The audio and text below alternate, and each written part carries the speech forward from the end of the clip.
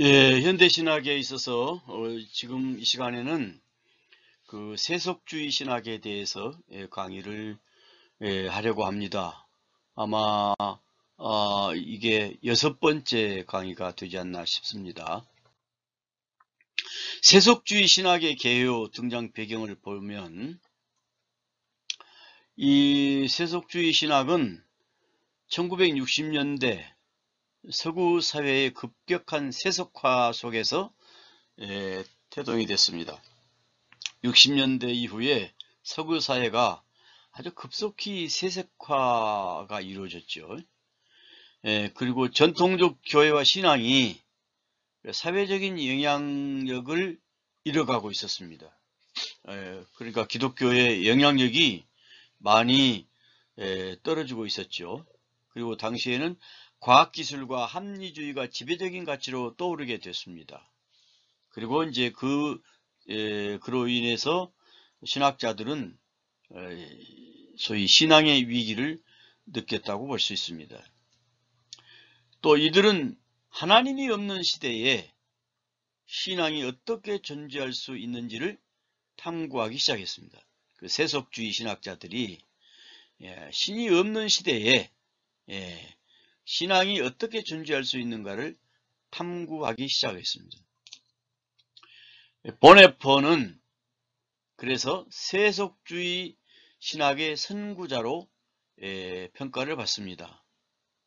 그리고 사회 참여를 강조한 신학자지요. 보네퍼는 나치 정권에 저항하다가 투옥된 다음에 옥중서신에서 1945년에 죽기 전에 옥중서신을 썼죠. 거기에서 성숙한 세계의 도래를 주장을 했습니다. 보네퍼는 이제 인류가 더 이상 하나님을 메우기 위한 구멍으로 필요로 하지 않으며 종교적인 전제 없이도 스스로 살아갈 수 있다고 보았습니다. 이건 대단히 위험한 얘기겠죠. 하나님의 섭리와 경륜을 무시하고 인간이 어떻게 스스로 이 세상을 살아갈 수 있다고 보겠습니까? 보네퍼는 그렇게 생각했다 이거죠. 보네퍼는 이러한 세계에서 그리스도인은 소위 신의 존재를 전통적 방식으로 주장하기보다 우리 크리스찬들이 세상의 고통에 참여하고 타자를 위한 존재, 또 being for others, 타자를 위한 존재로서 예수 그리스도를 삶 속에서 실천해야 된다. 사회에 참여를 함으로 인해서 실천해야 된다라고 강조를 했습니다. 그래서 보네퍼는 20세기 기독교 신학자 가운데 사회 참여와 저항의 상징적 인물로 평가를 받아왔습니다. 보네퍼는 나치 정권과 히틀러의 전쟁 범죄, 또 유대인 학살에 침묵하지 않고 직접적인 저항에 참여했습니다. 그러다 결국은 히틀러 암살 시도와 관련되어 가지고 이제 밝혀지게 됐죠. 그래서 체포되어 가지고 사형을 안타깝게도 당하고 말았습니다. 이 보네퍼의 정황과 평가는 다음과 같습니다. 당시대의 역사적인 정황을 보면 독일 교회의 상황을 볼 것 같으면 역사적인 정황과 독일 교회 상황을 볼 것 같으면 1930년대 나치가 정권을 잡으면서 많은 독일 교회가 이 독재자 히틀러에 협력을 했습니다. 그런데 보네퍼는 고백교회 히틀러 참여에 히틀러를 협력을 반대하는 독일 고백교회죠. 참여해서 국가와 교회를 혼동시키는 이 흐름에 반대를 했습니다. 그러나 일반적으로 많은 독일 교회가 히틀러에 협력을 하고 말았습니다. 보네퍼는 신학자로서 단순히 학문적 목회적 활동에 머무르지 않고 그리스도인이 세상 속에서 어떻게 살아야 할지, 불의한 권력 앞에서 어떻게 행동해야 할지를 고민을 했습니다.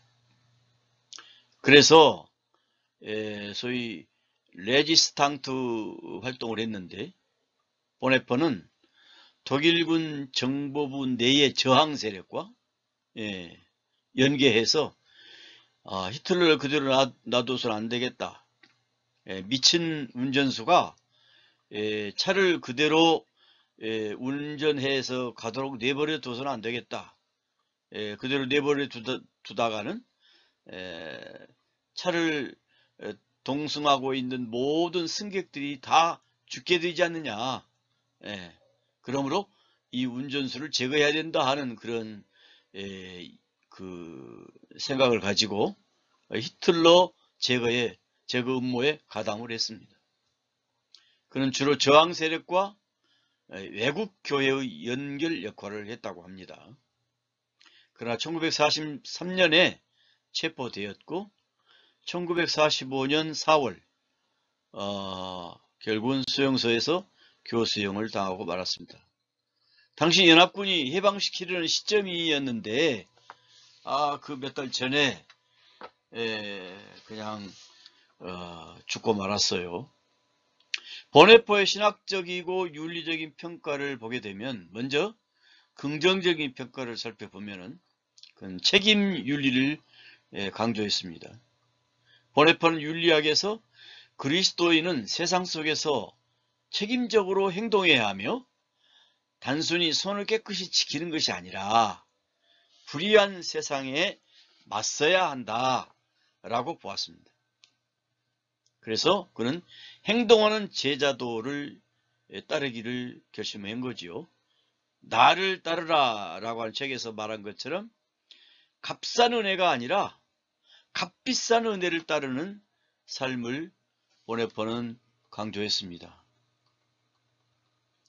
보네퍼는 소위 그 루터교회 목사였죠. 신학자이고 나치 운동에 반대했고 고백교회 설립자 가운데 한 사람이고 그의 신학은 고난을 함께하는 신학이었고 나누는 삶의 실천이기도 했지요. 소위 그 나치의 박해가 시작이 됐을 때에 미국으로 망명할 수도 있었습니다. 개신교 신학자이자 유니온 신학교 교수로 일하던 라이논드 니버가 신학교 교수 자리를 마련한 다음에 초대장을 보냈습니다. 그러나 보네퍼는 독일 국민들과 고난을 함께하지 않는다면 전쟁이 끝났을 때 독일 교회를 제거하는 일에 동참할 수가 없다 하면서 이를 거부했지요. 보네퍼가 주장하는 값싼 은혜는 무엇일까요? 보네퍼는 덴마크의 기독교 실존주의 신학자이고 철학자라고 일컫는 키르케고르의 영향으로 나를 따르라라는 1937년도에 출간된 책에서 독일 교회가 값싼 은혜를 나누고 있다고 비판을 했습니다. 키르케고르도 그 덴마크 교회를 사정없이 비판하다가 그 40대인가 돌아가시게 됐는데, 돌아가시자 독일 덴마크 교회에서 그 장례식을 거부하기도 했다는 그런 얘기가 있어요. 보네퍼가 말하는 값싼 은혜는 죄의 고백이 없는 성만찬, 죄에 대한 회개가 없이 용서받을 수 있다고 하는 설교, 예식을 무시한 세례, 세례의 의미를 눈에 보이는 방법으로 설명하는 예식을 무시하는 세례, 회개가 없는 면죄의 확인, 이런 것들이 너무 값싸게 만들고 있다라고 하면서 독일 교회를 비판한 것이죠. 이 보네포의 저서는 나를 따르라. 그 다음에 값비싼 은혜의 제자도 뭐 이런 에서 그렇게 얘기했고, 또 신도의 공동생활에서는 말씀과 공동체에 대한 얘기를 했고, 옥중서신에서는 현실 참여 신앙 그리고 저항에 대해서 기록을 했던 것을 보게 됩니다. 교회가 국가 권력이 쉽게 굴복할 시대에 보네포는 자신의 신앙적 양심을 따라서 저항을 했던 대표적인 신학자로 평가가 됩니다. 보네포의 문제점과 논란이 있어요. 비폭력이냐 폭력이냐, 목회자이면서 신학자가. 근데 신학자이자 목회자였던 보네포가 직접 히틀러 암살모에 참여했다는 점은 많은 논란을 낳게 되죠. 살인하지 말라 하는 계명을 어기는 거죠. 일부는 기독교인이 폭력적 방법에 가담할 수 있는가? 라는 질문을 보네포에게 던지기도 하죠. 그는 살인하지 말라는 계명과 무고한 생명을 구해야 한다는 명령 사이에 갈등을 했습니다. 살인하지 말라 10계명에 나왔잖아요. 그런데 또 무고한 생명을 그 독재자 히틀러로부터 구해야 한다 하는 이런 그 명령의 사이에서 갈등을 많이 했습니다. 그의 선택은 단순한 이론적 결론이 아니라 역사적인 긴급성 속에서 나온 소위 비극적 책임윤리라고 볼 수 있죠. 비극으로 끝났으니까요. 그래서 그는 그 실패한 정치적인 저항자였다 이렇게 볼 수 있습니다. 암살 시도는 실패했고 그 결과 많은 사람이 체포되어 가지고 처형이 됐습니다. 따라서 그의 행동은 상징적인 의미는 크지만 현실적으로는 정치적인 효과를 거두지는 못했습니다. 종합평가를 보게 되면은 보네포는 신학자로서 실천 없는 신앙을 거부하고 불의한 체계에 맞서는 삶을 살았습니다. 그의 선택은 신학적으로 논란이 있지만 그의 용기와 책임윤리, 제자도의 강조는 오늘날 우리 그리스도인들에게 많은 도전을 줍니다. 보네포는 단순히 나치 시대의 한 저항가를 넘어서 그리스도인의 사회적 참여와 윤리적 견달을 보여준 상징적인 인물로 기억이 됩니다. 자, 독일의 히틀러 저항에 대한 세 가지 신학적 관점을 비교해 봅시다. 칼 바르트, 신정통주의, 칼 바르트, 그 다음에 스위스 바젤 대학교에서 교수로 지냈고, 로마서 주석과 기독교 교의학에 대한 방대한 저서를 했지요. 마지막 끝 마무리는 짓지 못하고 하나님의 부르심을 입었다고 합니다만은, 그 다음에 이제 평화주의자들의 그 논리, 그 다음에 보네포의 논리, 이것에 대한 한번 비교를 해보겠습니다. 저항의 방식은 칼바르트는 말씀 선포하고 교회에서 증언하면 된다. 그 거리로 나가느냐 그런 얘기겠죠. 그러니까 평화주의자들은 절대적인 비폭력이다. 절대적인 비폭력. 저항은 적극적으로 하되 절대적인 비폭력입니다. 그 다음에 죽을 각오로 갖는 거죠. 순교적으로. 순교 정신으로 저항을 한다. 이런 얘기예요. 여러분은 어떻게 생각하십니까? 보네포는 적극적인 행동을 해서 암살 모의에도 포함을 하게 되죠. 가담하게 되죠.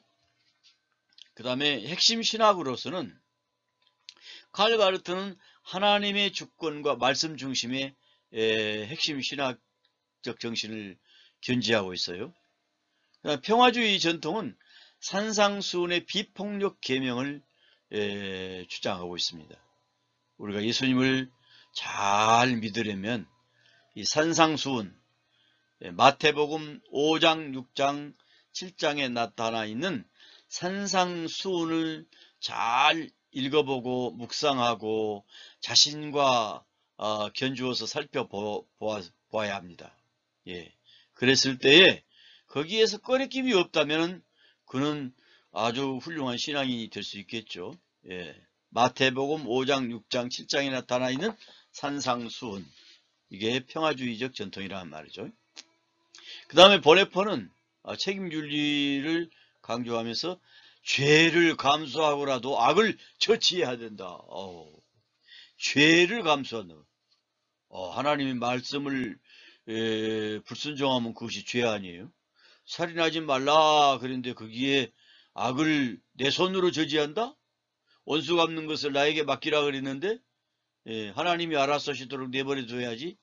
인간이 너무 앞서서 나가면 그것도 하나님에게 불순종하는 거지요. 예. 보네퍼는 그랬습니다. 폭력 사용. 예. 칼 바르트는 폭력 사용을 정당화하지 않았어요. 평화주의자들 어떤 경우에도 폭력은 절대 안 된다. 예.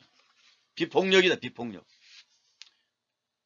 보네퍼는 죄이지만 불가피하게, 불가피할 때 그건 감수해야 된다. 대단한 거예요, 이건. 예. 그래서 세속주의 신학자들이 회포의 영향을 많이 받았다고 그래요.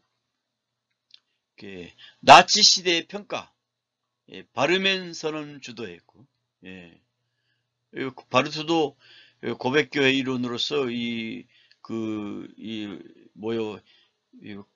히틀러의 전쟁에 참여하는 것을 반대했죠.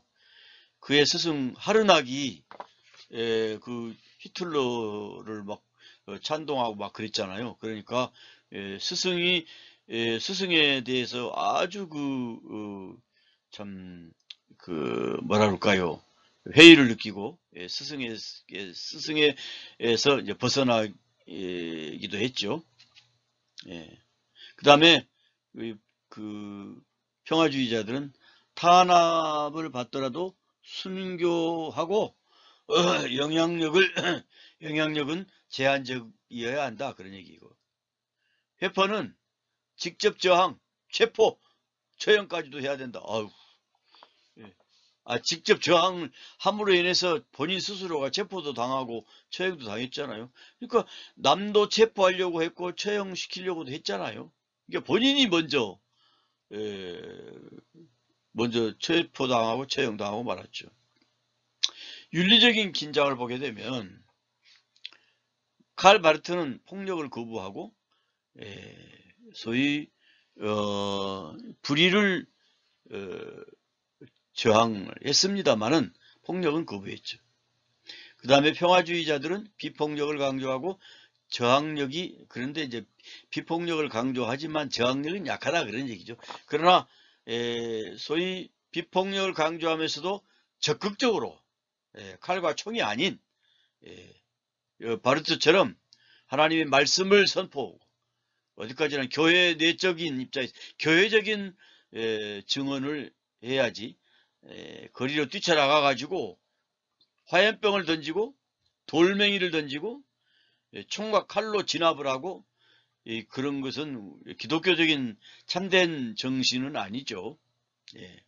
그 다음에 보네퍼는 계명을 위반하고 더 큰 계명을 사계명, 살인하지 말라는 계명을 위반하고라도 더 큰 죄를 방지해야 된다, 이런 주장을 했다 이거죠. 오늘날의 평가. 칼 바르트는 말씀 중심 저항의 모범을 보여줬다. 평화주의 전통은 평화주의 전통을 유지했다. 평화주의. 비폭력 적극적인 평화주의. 이런 부분은 긍정적으로 볼 수 있겠죠. 그러나 보네퍼는 책임적 제자의 상징, 도전적 유산을 남겼다. 그러니까 오늘날에도 우리 한국에서 뭐 디트리트 본네퍼를 따라야 된다 그래가지고 뭐 거리로 뛰쳐나와라, 뭐 어디로 모여라, 뭐 그런 얘기도 있어요. 근데 이 본네퍼의 사상을 따르면 큰일 납니다. 이건 성경적으로도 맞지 않아요. 우리 복음적이고 보수적인 신앙적 차원에서도 맞지 않아요. 칼 바르트 보세요. 또 평화주의적 전통을 보세요. 이 부분에 우리가 속해야 돼요. 어디까지나 생명의 진리인 하나님의 말씀을 교회에서 선포하고 그래야지 그렇게 폭력에 가담을 하는 것은 올바른 기독교인의 정신은 아니다. 이렇게 보여집니다. 자, 그러면 이제 세속주의 신학자들에 대해서 살펴보려고 합니다. 보네포의 사상을 계승하고 발전시키며 여러 형태의 세속주의 신학자들이 등장을 했습니다. 그러니까 보네포의 사상을 계승했다는 것은 이건 부정적인 거죠. 부정적인 거. 보네포의 사상을 계승하면 돼요? 안 돼요? 우리는 그렇게 사상을 계승하면 안 됩니다. 물론 뭐 좋은 점도 있지요. 좋은 점도 있는데 그 사람을 죽이는데 가담한다는 건 아무리 히틀러가 나쁜 놈이고 아주 그 세계 악마라고 일컫는다고 할지라도 그걸 하나님이 심판하시도록 맡겨야지 그 살생을 하기 위한 그 모임에 가담했다는 것은 그건 우리 기독교적인 전통하고는 맞지 않지요. 그런데 이 보네포의 사상을 계승하고 발전시키고 또 그래서 여러 형태의 세속주의 신학이 등장을 했다 이거죠. 전통적인 이 핵심 문제의식은 전통적인 초월적 하나님의 개념과 교회 중심의 신앙은 현대인에게 설득력을 잃었다 이렇게 생각하는 거예요. 이 세속주의 신학자들은. 우리 기독교는 초월적인 하나님, 그러니까 우리 기독교적인 전통은 초월성과 내재성을 인정하죠. 초월성과 내재성. 소위 traditional Christianity recognize는 소위 transcendence 그리고 immanence 내재성이라 이 말이죠. transcendence는 초월성, 그 다음에 내재성. 하나님은 초월적인 하나님도 되시고, 그 다음에 소위 초월적인 하나님도 되시고, 내재적인 하나님도 되셔요. 내재적. 이 글씨가 마우스를 쓰니까 이상하네. 내재적이요. 초월적 하나님, 내재적 하나님. 내재적인 하나님은 지금도 하나님은 불꽃 같은 눈동자로 세상을 살피시고 그리고 소위 프라비덴스 섭리를 하시잖아요. 섭리. 하나님의 섭리 이 세상을 만사를 창조하시고 또 만사를 다스리시잖아요. 만사를 섭리자 하나님, 내재성의 하나님 이렇게 보는 거예요. 초월적인 하나님, 내재적인 하나님. 근데 세속주의자들은 이 초월적인 하나님의 개념을 무시해요. 현대인에게 설득이 없다 이 말이죠. 기독교는 초월적 형이상학이 아니라 인간의 역사적 삶과 윤리적인 책임 속에서 의미가 있다. 이 말이 틀린 말은 아니에요. 그런데 이것을 얘기하는 것은 이건 우리가 용납할 수가 없지요. 전통적 기독교에서는. 그러니까 형이상학, 초월적인 형이상학의 하나님도 되시고 역사적인 삶 속에서 우리 크리스찬들은 삶 속에서 소위 그 윤리적인 책임을 가져야 되겠죠. 그래서 기독교인의 참된 신앙은 실천, 그러니까 도덕성과 윤리성을 배제시키면 안 돼요. 예, 그것이 소위 믿음과 그리고 동시에 행함이 따라야 되겠죠. 자, 세속주의 신학자들이 주요 주장은 뭐냐면은 기독교 신앙은 초월적이며 형이상학적인 언어를 버리고, 형이상학이 있고 형이하학이 있죠. 이거는 영적 세계를 말하는 거예요. 영적 세계, 이데아 세계, 영적 세계. 형이상학이라는 것은 우리 기독교는 소위 보이지 않는 삼층천의 세계를 다녀왔다고 그랬죠. 바울 선생이. 그러니까 초월적인 소위 슈퍼내추럴, 트랜센덴스, 슈퍼내추럴한 영적 세계, 그것을 버리라고 한다면 말도 안 되는 거죠. 예. 그 다음에 세속 사회 속에서 인간과 세계의 책임적 삶으로 재해석해야 된다. 예. 맞는 것 같기도 하고 가끔 엉뚱한 얘기를 하는 것 같기도 합니다. 그 다음에 이 사람들은 무신론은 아니지만 초월적인 하나님보다는 인간적이고 윤리적인 차원을 강조한다는 점이지요. 그래서 나중에 소위 하나님은 뭐 죽었다, dead of God theology와 연결되기도 하죠. 예, 신죽음의 신학, 그런 게 나오잖아요. 그 다음에 세속주의 신학의 핵심 특징은 성경 이해에 있어서 성경은 계시적인 진리가 아니라 인간의 경험과 문화 속에서 해석을 해야 된다. 예, 하나님은, 성경은 계시된 말씀이잖아요. 예, 계시된 말씀. 물론 인간의 경험과 문화 속에서 해석을 해야 된다는 건 뭐 틀린 얘기는 아니죠. 하나님의 계시를 강조해야 됩니다. 하나님의 이해, 초월적인 하나님 대신 궁극적인 실제를 요구한다. 인간적인 사랑과 관계로서의 재정의가 필요하다. 이렇게 얘기한 거예요. 예.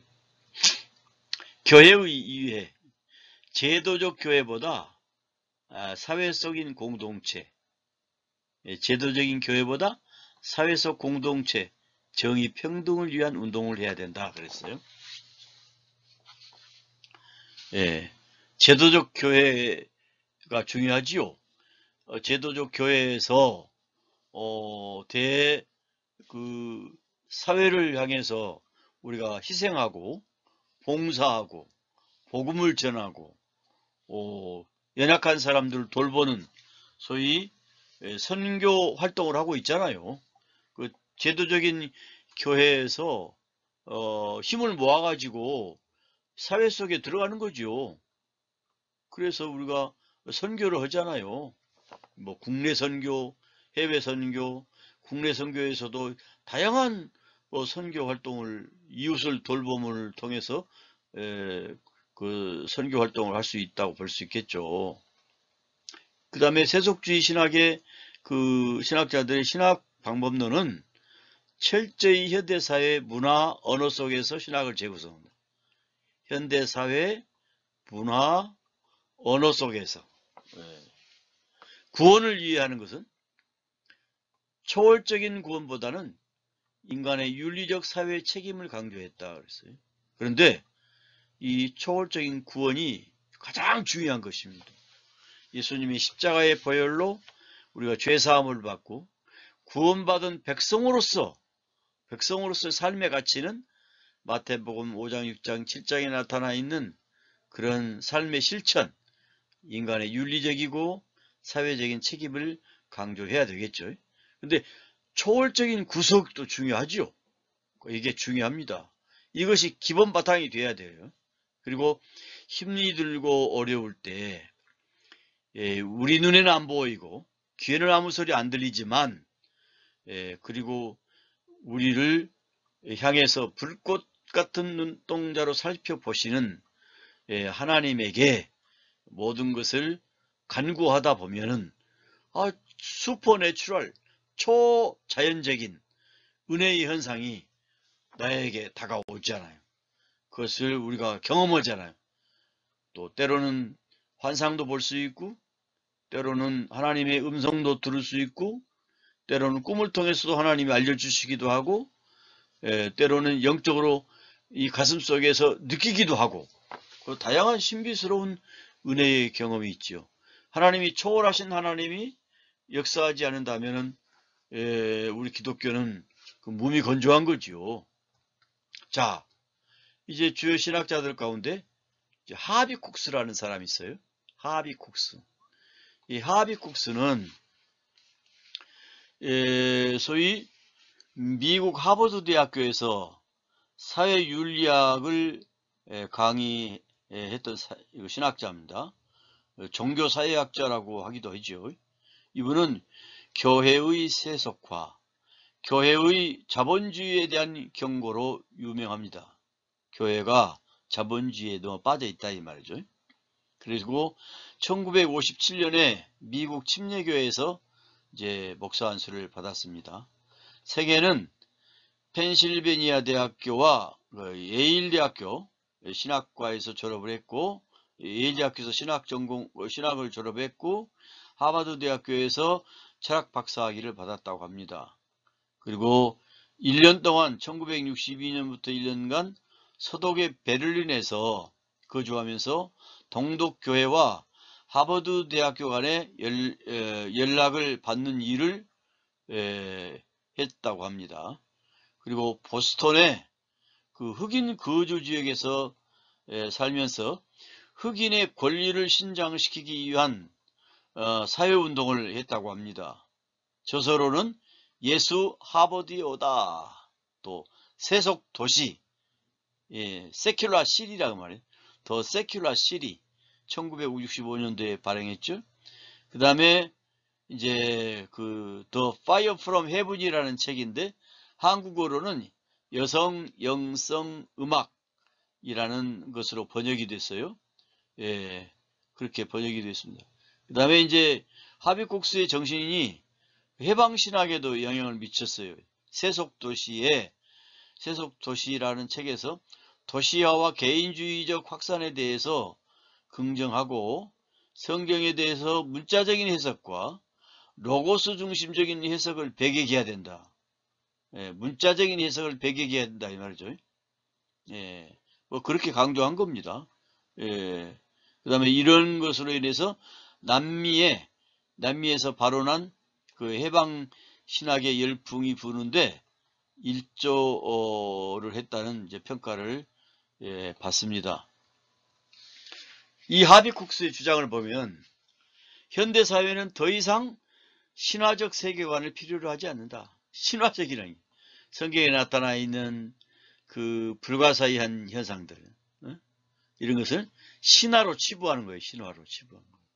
신화라는 게 옛날 옛적에 호랭이 담배 먹던 시절의 얘기라고 하는 얘기지요. 그런데 이 하나님의 말씀은 예나 지금이나 동일하기 때문에 우리에게 필요에 따라서 하나님은 역사해 주시는 거예요. 기적적으로 역사해 주시는 거예요. 그걸 거부하는 거예요. 세속화는 신앙의 위기가 아니라 오히려 성숙한 신앙의 기회다, 뭐 이렇게 주장을 했어요. 기독교는 교회 제도의 중심에서 벗어나라. 세속 도시 속에서 정의와 사랑과 책임을 실천해야 된다. 뭐 도시 속에서 그렇게 강조했습니다. 이 하비쿡스의 문제점은 뭐냐면은 세속화를 지나치게 낙관적으로 평가를 했어요.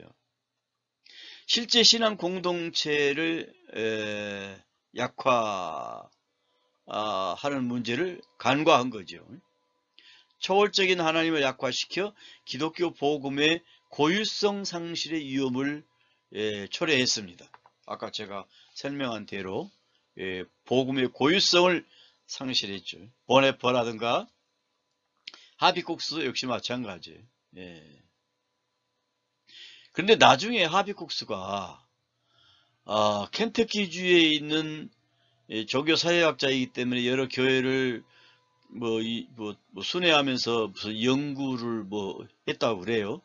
근데 켄터키주의 시골 교회를 방문하게 되는데 그 교회에서 그 목사님 딸인가가 교통사고를 당해가지고 사경을 헤매는데 교회에서 간절하게 기도를 해가지고 그 따님이 회복을 신속하게 했다고 그래요. 죽지 않고. 이 하버드가 하비쿡스가 그걸 목도한 거예요. 그래서 소위 그의 그 신앙관이 나중에 바뀌어졌다는 말이 있어요. 그리고 이제 The Fire from Heaven이라는 책을 썼고, 그 다음에 1907년도에 그 LA 아주사 스트리트에서 일어난 성령운동을 연구하게 됐는데, 그때 일어난 성령운동이 전 미국을 휩쓸었고, 그로 인해서 미국에서 세계적인 선교의 붐이 일어났다고 그래요. 하버드가 그걸 연구했답니다. 그걸 알아차리고 나중에는 많이 복음적인 입장으로 유턴을 했다는 그런 말이 있습니다. 좀 고무적인 얘기죠. 폴 판 뷰렌은 이 사람은 그 소위 그 미국의 기독교 신학자인데 성공의 사제라고 그럽니다. 필라델피아 템플 대학교에서 종교학 교수로 22년 동안 있었다고 그럽니다. 그는 예루살렘에 있는 살렘 하트만 연구소에서 윤리와 종교다원주의 연구소의 소장이기도 했고, 스위스 그 바젤 대학교에서 교표를 잡고 있었던 바르트에게서 배웠고, 그 다음에 신죽음의 신학, 사신신학의 대표적인 학자라고 그럽니다. 폴 판 뷰렌. 저서로는 Secular Meaning of the Gospel, 이런 책을 냈다고 합니다. 하나님에 대한 초월적인 언어는 현대인에게 무의미하다.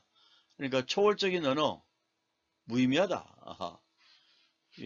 하비국스나 또 보네퍼나 일맥상통한 점이 있죠.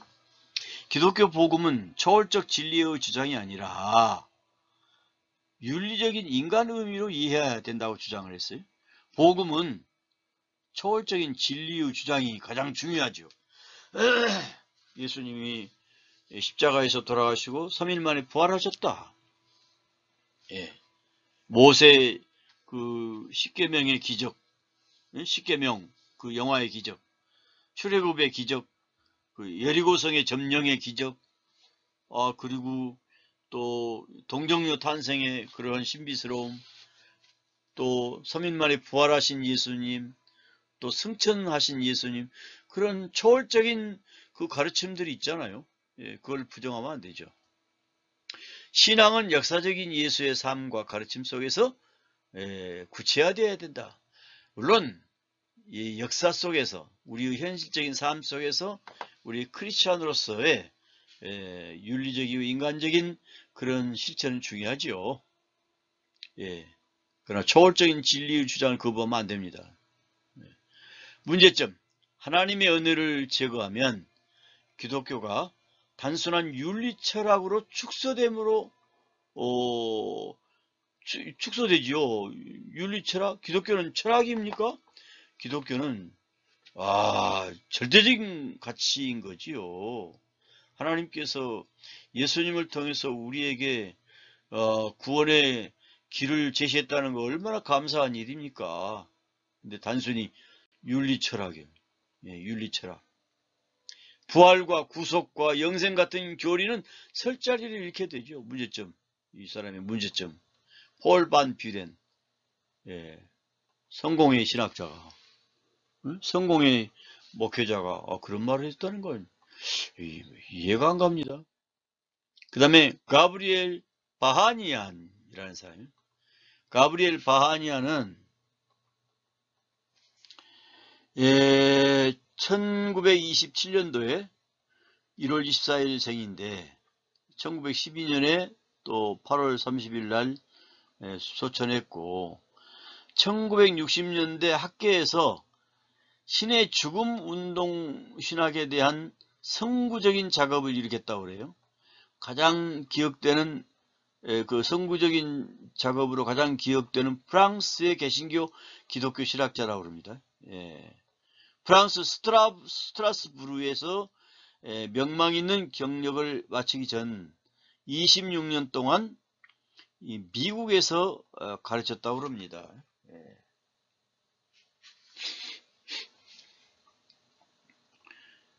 프랑스의 그 스트라스부르라는 곳은 소위 칼빈이 제네바에 있다가 일정 기간 동안 스트라스부르에서 활동을 했었던 그런 지역입니다. 가브리엘 바하니안의 주장은 그 주장을 보면은 저서는 The Dead of God, The Culture of Our Post-Christian Era. 앞으로의 그 포스트 크리스찬 시대의 문화라 이 말이죠. 하나님이 필요 없다, 죽었다, 뭐 이런 식으로 신의 죽음에 대한 얘기를 쓴 거죠. 주장. 서구 사회에서 하나님은 더 이상 문화적으로 의미 있는 존재가 아니다. 세속 사회에서는 신학이 하나님을 새로운 방식으로 언어화해야 한다. 무슨 말인지 이해가 안 돼. 기독교 신학은 전통적 교리보다 문화 속에서 새롭게 표현해야 된다. 사실은 기독교 신학은 전통적 교리도 중요하지만 이 교리를 가지고 문화 속에서 정립을 해야 돼요. 그래서 기독교 문화가 형성이 돼야 돼. 기독교 문화가. 우리나라도 우리 기독교 문화가 형성이 돼야 돼요. 제일로 조상숭배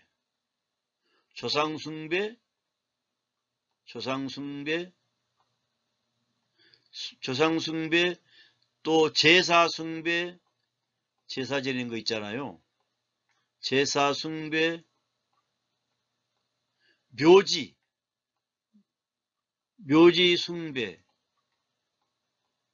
이 우리 기독교인들이 뭐 제사는 안 지낸다 할지라도 조상을 숭배하는 건 아니더라도 묘지에 대해서 뭐 이게 좀 여기에 아주 신경을 많이 쓰는 분들이 있더라고요. 묘지. 근데 이건 묘지 다 필요 없는 거예요. 화장시키면 다 끝나는 거예요. 제사가 무슨 필요 있습니까? 하나님 앞에 신령한 예배를 드리면 그것이 신령한 제사가 되는 거지. 조상숭배? 이 조상숭배, 제사숭배, 묘지숭배라고 하는 유교적인 전통적 문화를 우리 기독교인들이 이거 타파시켜야 돼요. 근데 예수님을 믿어도 이거 타파시키지 못해요.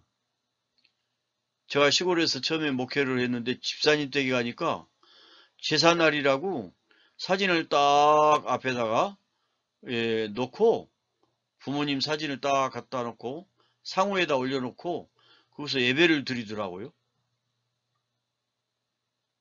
저는 글쎄 이게 약간의 좀 짬뽕이죠. 제사 음식만 안 차렸다 뿐이고 지방만 안 썼다 뿐이고 절을 안 한다 뿐이지 약간 그 짬뽕인 거예요. 저는 그런 것들을 과감히 탈피해버려야 돼요. 그래서 추도일이 오면 하나님 앞에 신령과 진정으로 예배를 드리면 되지. 뭐 그것이 옳다고 생각합니다. 자, 문제점. 바하니안의 문제점. 하나님을 문화연성으로만 축소했다. 실제적인 계시적이고 인격적인 하나님과의 단절을 시켜버렸다. 그리고 기독교의 정체성이 희석될 위험이 있다. 그렇죠. 기독교의 정체성이 희석되면 안 되죠. 기독교의 정체성, 복음적이며 보수적인 기독교의 정체성을 우리는 견지하고 있어야 합니다. 그 다음에 존 라빈슨, 이 사람이 영국 사람이죠. 영국 사람. 영국 사람인데 영국 성공의 감독입니다. 캠브리지 대학교 내에 있는 트리니티에서 교수와 학장을 지냈다고 합니다. 로빈슨은 자유주의 기독교 신학을 형성하는 데 상당한 영향력을 끼쳤다는 평가를 받습니다. 하버드 대학의 신학자 하비 쿡스와 더불어서 세속과 신학의 분야의 거두였으며 윌리엄 바클레이처럼 보편 구원을 믿었다. 보편적 구원. 예. 보편적 구원을 믿었다 이 말이에요. 그리고 이분이 저서를 냈던 신에게 솔직히, 예, 저도 신학교 다니면서 이 신에게 솔직히를 읽고 독후감을 써서 과제물로 낸 적이 있습니다. 근데 이거 우리 전통적인 신앙하고 맞질 않아요. 그 전통적 교리를 해체, 하나님을 경험 사랑으로 환원을 시켜야 된다. 성경적 근거가 부족하고 철학과 문화에 의존하고 하나님이 없는 신학을 추구합니다. 하나님은 인격적인 하나님이신데 인격적인 하나님을 상실하고 있어요. 예. 그리고 실천적 적응이 어려워요. 그래서 존 라빈슨이 그래서 이제 세속주의 신학자로서 자리매김을 하는 거예요. 하비콕스와 더불어서 주장 초월적인 하나님은 더 이상 설득력이 없으므로 저 위에 하나님의 개념을 버려야 한다. 예. 폴 틸리의 궁극적 실제의 개념을 추구하는 거죠. 보네포의 세속성 속의 하나님 사상을 수용하는 거예요. 신앙은 교회 제도나 교리보다 인간의 사랑과 관계성 안에서 이해해야 된다. 말은 좋아요. 말은 좋아. 근데 교회 제도가 중요하지요. 교리가 중요하지요. 교리를 벗어나면 사이비 이단에 빠져요. 교회 제도를 벗어나면 안 돼요. 예. 라빈슨은 그런 사람이었다 이거죠. 문제점. 초월적 하나님 부정을 통해서 기독교 전통의 신앙과 멀어지고 하나님을 인간 경험 속에서 관계로만 제한하며 계시와 구속 사건이 약화된다. 예, 하나님의 계시, 계시와 구속 사건이 약화된다 이거 말이죠. 우리 기독교는 계시의 종교죠. 성경도 하나님의 계시로서 쓰여진 책 아닙니까? 예, 그것을 약화시키면 안 되지요. 그리고 그 계시의 말씀은 오늘날에 다시금 재해석이 되는 거지요. 근데 그 바탕은 계시의 근간인 하나님의 말씀 성경이죠. 그 다음에 필 주커먼. 이 사람은 신학자는 아닌데 미국의 사회학자입니다. 대표적인 세속주의 연구자예요. 예, 종교사회학자. 근데 세속적인 삶과 무신론, 인본주의적 가치들을 탐구한 학자입니다. 예, 소위 하나님이 없는 세상을 어떻게 살아요 우리가. 예. 따라서 그가 제안하는 세속적 신학은 전통적 의미의 신학이라기보다 하나님이 없는 도덕, 하나님이 없는 가치, 하나님이 없는 공동체 가능성에 대한 사회학적, 인문학적 논의라고만 할 수 있지요. 예.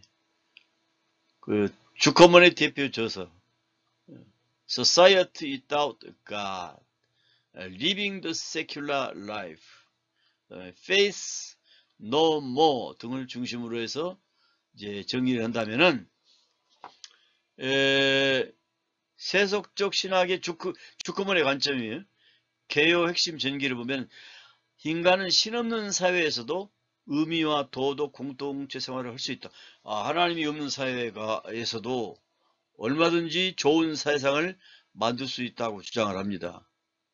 근거, 소위 덴마크나 스웨덴에서 이분이 이제 오랫동안 그 설문조사도 하고 그 사람들의 삶의 모습을 살펴보았다고 그래요. 예, 그래서 기독교적인 신앙이 급격히 약화되었음에도 불구하고 덴마크나 스웨덴은 그러나 그들에게는 높은 행복지수가 있고 복지가 잘 돼 있고 사회적 신뢰가 유지되고 있다 그런 얘기죠. 나라가 복지가 잘 되면요 공산주의를 이길 수 있어요. 공산주의는 오늘날의 적그리스도잖아요. 적그리스도. 무신론이요. 무신론자이고 적그리스도예요. 공산주의가. 그래서 우리 기독교를 박해하잖아요. 그러니까 적그리스도지요. 그런데 공산주의를 이기려면은 이 사회가 복지제도가 잘 돼 있어야 돼요. 네.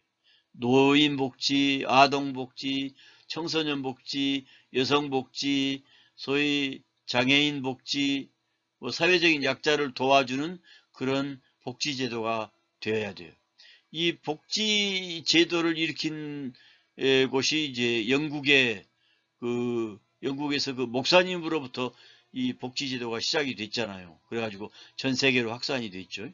예, 복지가 잘 되는 나라가 참 좋은 나라예요.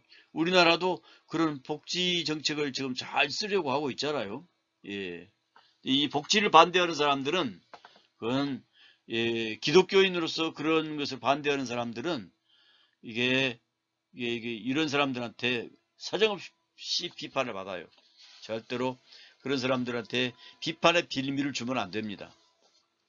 그 다음에 신학적 함의, 전통적 하나님 중심 신학에 대한 대안으로서 초월적인 하나님이 없음에도 불구하고 삶의 의미와 윤리를 추구할 수 있다는 일종의 세속적 신학, 신 없는 신학 가능성을 보여줬다 이 말이에요. 중심가치, 합리성, 과학, 인권, 공감, 사회적 연대, 인본주의. 예.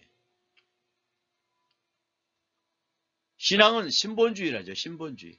God-centered. 신본주의. 하나님. 이게 하나님 신자예요? 예. 뭐 하나님 신자지 이거 귀신 신자로 보면 안 돼요. 우리 기독교는 하나님 신자라고 해요. 어떤 분은 이게 귀신 신자니까 여기다 십자가를 넣자 해가지고 이렇게 쓰시는 목사님이 계셔요. 예. 이게 하나님이다 이게. 예. 나름대로 일리가 있지요. 근데 신이라고 썼다고 해서 이건 뭐 신앙을 의심할 필요가 없어요. 예. 좀 그런 분들이 있어요. 신학자들 가운데. 제가 그걸 절실하게 경험한 사람이에요. 하나님 신 써놓고 하나님 쓰면 되지요. 중국 사람들도 신자 써요. 그 다음에 상제 그래요. 상제. 상띠. 예수 그리스도를 상띠 더 얼츠. 상제. 뭐요 이거 갑자기 쓰라니까 안 되는 게. 상제 그래요. 상제. 예. 상제. 예. 제상할 때 제상. 상제라고 그래요. 상제. 중국 사람들은 하나님을 비유할 때 상제 그래요. 상제 그럴 때, 상제라고 할 때 옥황상제 그렇게 생각할 수 있잖아요. 옥황상제를 절대적 하나님으로 보면 되는 거예요. 예. 잡신으로 보면 안 돼요. 예, 신자도 샹띠 예수 그리스도를 샹띠드 얼츠 지두 그러죠. 지두 예수 그러죠. 또 주커먼의 장점이 있어요. 예, 그 사회학자들이라든가 이제 세속주의자들이라든가 다 단점만 있는 게 아니고 다 문제만 있는 게 아니에요. 그들이 주장하는 부분에서 장점도 있어요. 장점도 있고 단점도 있어요. 장점, 실증적 근거를 제시했다. 종교 없는 사회도 도덕적으로 윤리적으로 유지될 수 있다. 사회학적 데이터가 있어요. 이 사람은 연구했기 때문에. 그런데 유럽에서만 두 나라만 연구했기 때문에 그건 조금 단조롭지요. 기독교 신학자들이 주장하는 신없는 사회는 타락한다는 주장을 경험적 사례로 반박한다. 신 없는 하나님이 없는 사회는 타락한다. 예. 우리 기독교가 우리 한국의 문화를 변혁시켜야 돼요.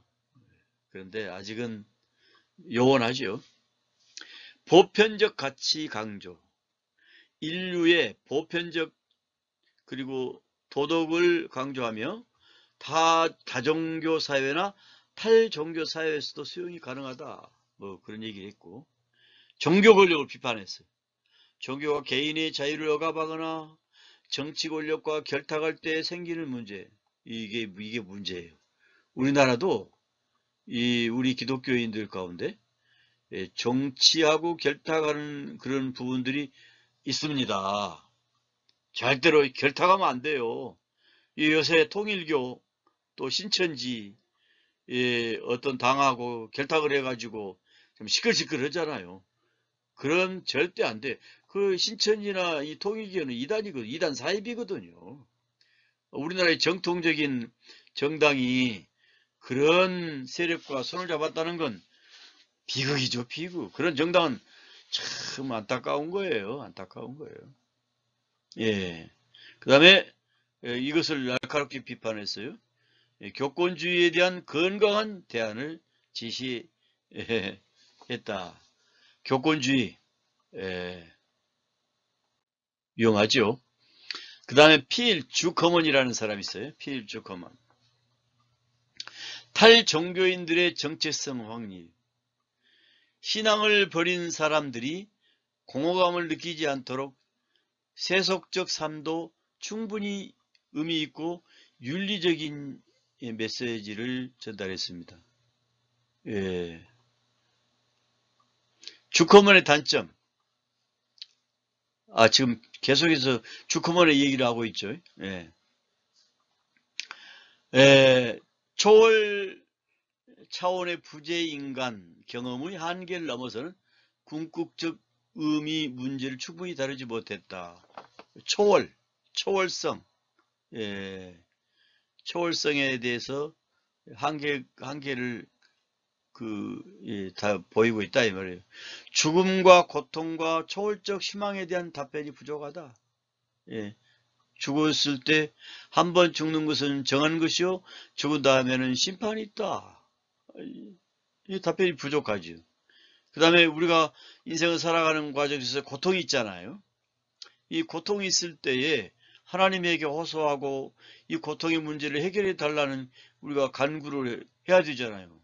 하나님의 개입이 있으면 이 고통의 문제가 해결이 되거든요. 하나님의 개입이 있으면. 응답. 기도에는 반드시 응답이 있어요. 응답. 기도에는 반드시 응답이 있어요. 응답. 너는 내게 부르짖어라. 그러면 크고 비밀한 얘기를 내가 밝히 보여주겠다.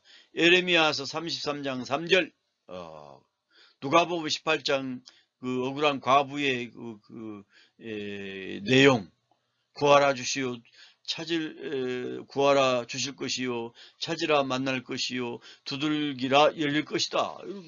이런 기도에 대한 응답을 전제하고 얘기하잖아요. 예수님께서. 우리가 살아가다 보면 고통스러운 일이 있지요. 아픈 일도 있고, 그때 하나님에게 눈물로 씨를 뿌리면 기쁨으로 단을 거둔다는 말이 있듯이 응답이 있는 거예요. 초월적인 희망에 대한 답변이 부족해. 주커먼. 문화 상대주의 위험, 보편적 도덕을 강조하지만 실제로는 사회마다 도덕 기준이 다를 수가 있다. 객관적인 궁극적 도덕 근거를 제시하지 못하고 상대주의에 빠질 위험이 있다. 종교적 경험의 축소. 종교가 제공하는 상징, 예배, 영성의 깊이를 단순히 사회적 기능으로만 축소하는 경향이 있다.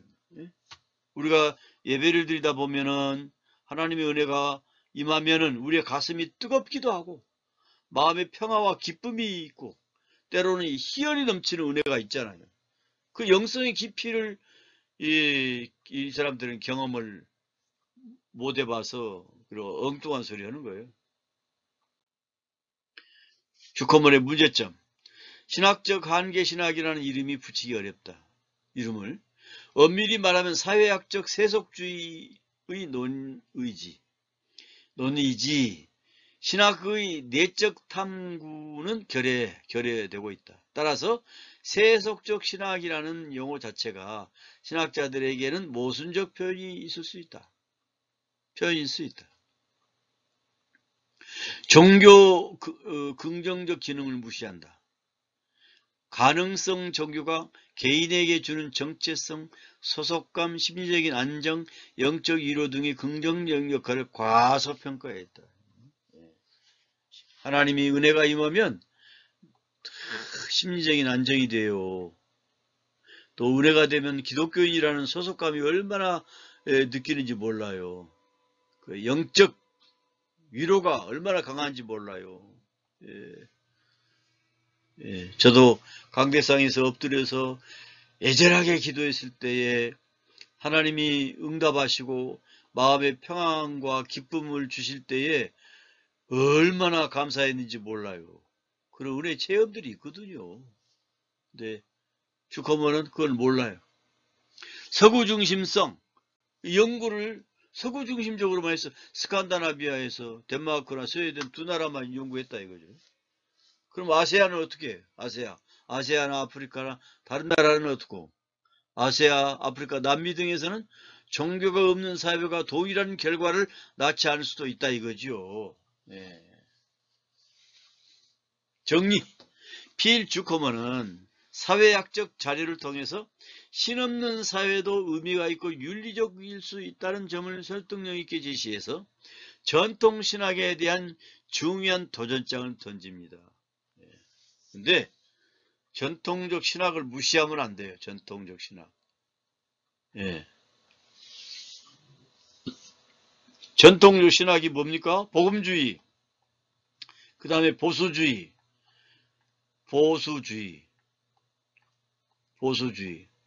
이게 전통적 신학이 보수적이고, 보수적, 예, 그 속에는 이제 복음주의가 내포되어 있죠. 보수적인 핵심, 복음주의 핵심은 예수 중심이 뭡니까? 중심이 예수 그리스도예요. 지저스 크라이스트. 우리의 구세주. 왕의 왕. 킹 오브 킹. 절대자. 은혜의 주 예수님. 예. 여기에 대한 도전을 하면은 불쌍한 거지요. 이런 사람들은. 그러나 궁극적인 의미, 죽음, 초월 문제에 대한 해답은 미흡하고 신학적 종교적 차원에서는 여전히 한계를 지닌다. 그렇죠. 세속주의 신학자들이 그래요. 자, 공통적인 주장을 보면은 현대 사회는 세속주의 신학자들의 공통적 주장을 보자 이 말이죠. 현대 사회는 더 이상 초월적 하나님의 개입을 필요로 하지 않는다. 신학은 세속화된 사회 속에서 복음의 의미를 새롭게 설명한 이미 복음이 우리에게 얼마나 확실하게 체계적으로 세워져 있는데 뭘 새롭게 설명을 해요. 복음 그 자체를 이해하면 되는 거지. 설명하면. 교회는 제도적인 중심이 아니라 사회 속에서 윤리적인 실천과 인간적 책임을 감당해야 된다.